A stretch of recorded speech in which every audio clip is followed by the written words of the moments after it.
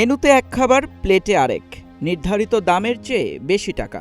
আবার প্রতিবাদ করলেও মিলছে দুর্ব্যবহার। দৌলতদিয়া পাটুরিয়া নৌরুটের ফেরির ক্যান্টিন ঘিরে এমনই অভিযোগ তুলেছেন যাত্রীরা। রাজধানী ঢাকার সঙ্গে দেশের দক্ষিণ পশ্চিমাঞ্চলের মানুষের যোগাযোগে একসময় প্রধান মাধ্যম ছিল দৌলতদিয়া পাটুরিয়া নৌরুট।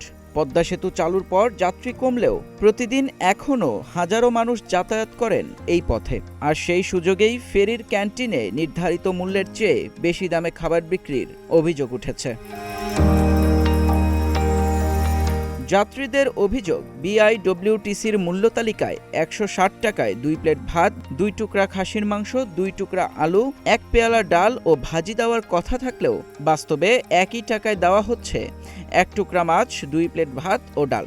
এমনকি বোতলজাত পানীয় বিক্রি হচ্ছে মুদ্রিত মূল্যের চেয়ে ৫ থেকে ১০ টাকা বেশি দামে। শুধু অতিরিক্ত দামই নয়, খাবারের মান নিয়েও রয়েছে অভিযোগ। একাধিক যাত্রীর দাবি, ইলিশ মাছের কথা বলে পরিবেশন করা হয়েছে ছোট পুঁটি মাছ। প্রতিবাদ করলে অনেক ক্ষেত্রেই দুর্ব্যবহারের শিকার হতে হয় বলেও অভিযোগ করেছেন তারা।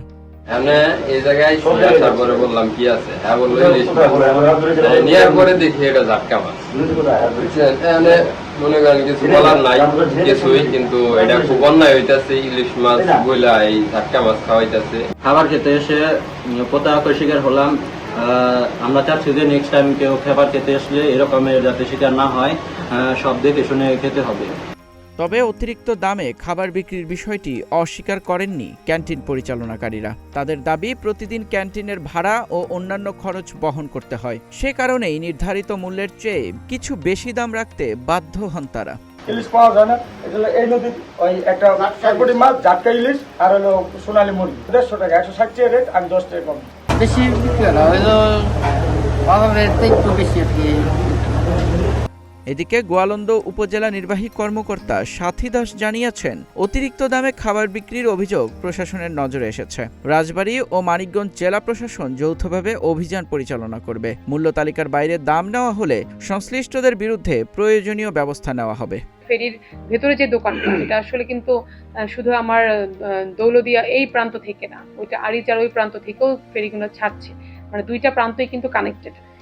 অলরেডি আমার ওইখানকার উপজেলা নির্বাহী অফিসারের সাথে কথা হয়েছে এবং সংশ্লিষ্ট কর্তৃপক্ষ যারা রয়েছে, বিআইডব্লিউটি, এবিডব্লিউটিসি, তাদের সাথে কথা হয়েছে, তারা যাতে যৌক্তিকভাবে এই মূল্য নির্ধারিত দামের বাইরে যাতে তারা না রাখে সেই বিষয়ে বলা হয়েছে এবং প্রয়োজনে আমরা আইনানুগ ব্যবস্থা এটা চলমান আছে, আমরা নেব। যাত্রীদের অভিযোগ, দীর্ঘদিন ধরেই ফেরির ক্যান্টিনে অতিরিক্ত দামে নিম্নমানের খাবার বিক্রি হলেও কার্যকর নজরদারির অভাবে সমস্যার স্থায়ী সমাধান হচ্ছে না। তাই নিয়মিত তদারকি ও কঠোর ব্যবস্থা নেওয়ার দাবি জানিয়েছেন তারা। মেহেদী ইসলাম সোহাগ, গ্রিন টিভি ডিজিটাল।